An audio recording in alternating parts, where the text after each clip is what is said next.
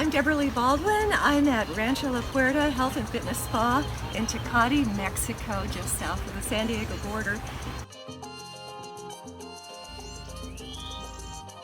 There's so many cool succulents on the grounds here. And look, the aloes are in bloom. I'm going to be showing you some things you probably haven't seen before. Agaves growing out of granite boulders and some nice landscaping ideas too. Look at this fantastic dudleya. You know, I've been here in the past and there's always been a fabulous dudleya in this spot. And you can see why, because it's a sloping, rocky area and they love excellent drainage. It's pulverulent, meaning that it has this powder on the leaves, which is like a natural sunscreen. And there are other dudleyas on the grounds too that I'm going to show you. Look at how the succulents are so happy growing amid the boulders.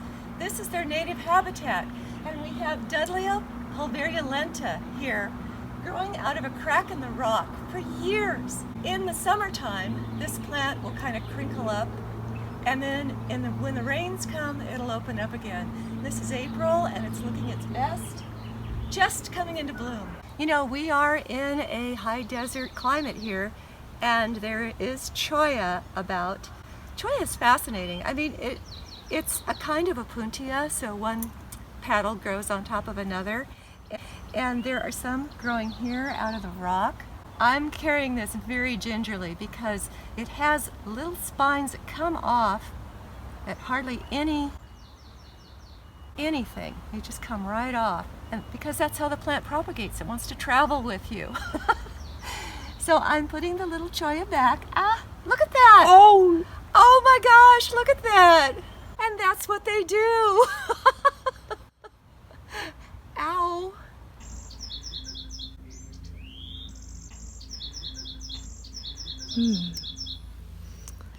Go ahead and break. Well, I just don't want it to break because it seems like it's really hooked in there. Yeah, so you kind of have to think, now I felt that, but that's good. There's nothing more soothing, in my opinion, than looking up into the branches of a tree. Plant an oak. It's a gift for future generations. I'm standing next to what's probably a 10-year-old Crassula tetragona. It's the jade relative. It looks like a little pine tree. And look what happens over time. It forms a trunk, and then you have this cluster at the top. And it's kind of graceful and pretty.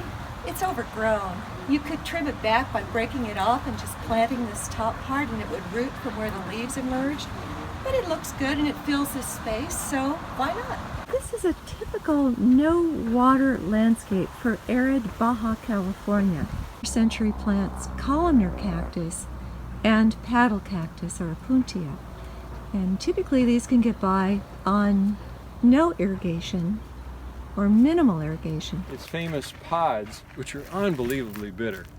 Has anybody encountered a cucumber that has its defenses up, got spikes all over it, and still animals will gnaw through that to get to the seeds, which are also bitter? Is this the manroot? It is called manroot, and it's interestingly enough called manroot because it can have this long, sort of fat tuber. Presumably a sexual reference. If you're curious where I've been staying this week, guests do stay in individual little casitas. You know, not all the landscaping is succulents. This is a particularly nice, drought-tolerant companion plant. It's rosemary. Can't pass a rosemary bush without crushing it and smelling the scent. Agave leaves that looks like that. You cut it from the trunk right there? Yes, well you can either cut it from the trunk. If it's very low, you can cut down to the trunk. Follow the shape of the leaf. So you would cut two cuts, always two cuts, because you never go across. Like a bee. Exactamente, pero de arriba. Sí, sí. No de abajo, de arriba, like this. Exactamente. Y cuando the dead stuff is no longer there, bonito otra vez. Oh, okay. It's going to do much better. Thank you so much. Gracias, no, señor. Gracias a usted. Okay. No, gracias a usted. Okay. We appreciate your help and everything.